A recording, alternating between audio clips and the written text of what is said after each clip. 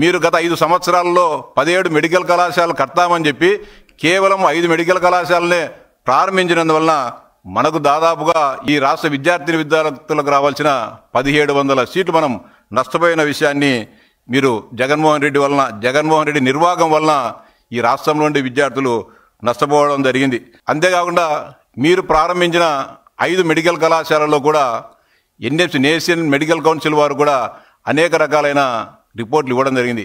దీనిలో కనీస వసతులు లేవు, కనీస భవన నిర్మాణాలు లేవు, సరైన ఫ్యాకల్టీ లేవు.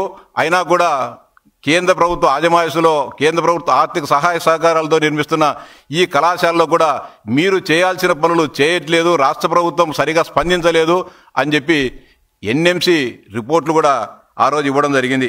₹1 కూడా మీరు ఇవ్వకోకుండా మొత్తం వైద్య విద్యను రాష్ట్రంలో ఉన్న ప్రజారోగ్యాన్ని కూడా పరంగా పెట్టడం జరిగింది.